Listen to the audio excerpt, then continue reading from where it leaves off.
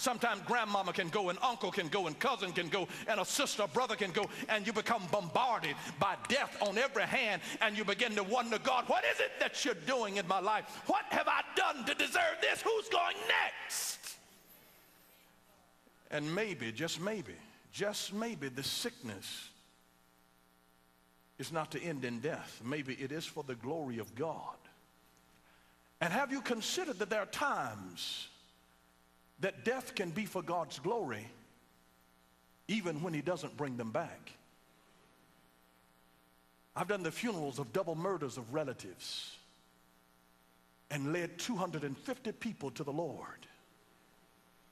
And more glory comes out of their death than they ever produced all the days of their life. Are you listening? Let me tell you, we don't always understand the workings of God, but our God is an absolutely awesome, awesome God. You ever been to a jewelry store and they'll take something that's nice and dark and lay that as the background?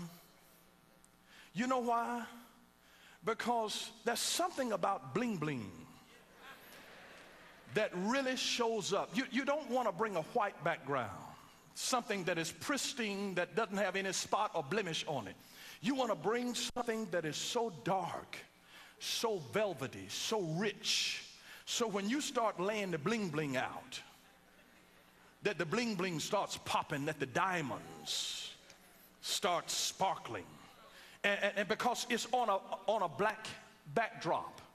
And just maybe some of the stuff that God allows to happen in our lives, he's just laying it on a black backdrop. Maybe that's the reason that your reputation and credit report is the way that it is. Because God's glory shows up on a black backdrop. Perhaps that is the reason when you come from aristocracy and you never had a trouble in your life, people can't see that as the glory of God.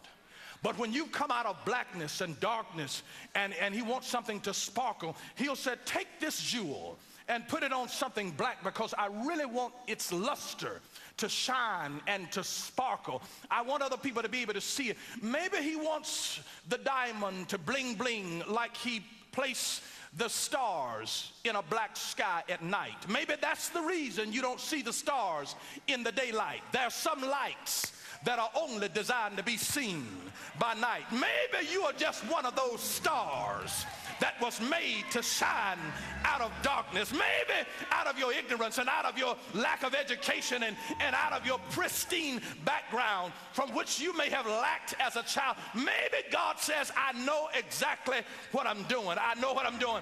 I put him in a family where the brother was crazy, the daddy was crazy. I let him marry a crazy person. The children are crazy. I've allowed this to happen. Their finances are jacked up. But God says, I got the background now nice and black just the way I like it, because I'm getting ready to sprinkle diamonds on it. I'm going to put a diamond on it now. And when the people now come to see, then they'll find that you're a jewel of the Lord. You're the apple of his eye.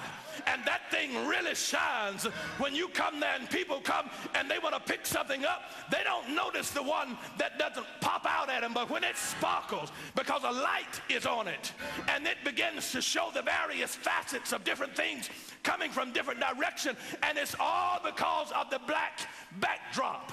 And you don't understand why sometimes that your black backdrop might be divorce, and sometimes your black backdrop might be sickness, and it might be a messed up credit report, and it might be a jacked up family history. But out of the midst of it, don't ever think that God is in a position where he can't use you. My God, I love to see him use people that have come out of prison, and you got a prison record. I love him to see him use people that have been turned around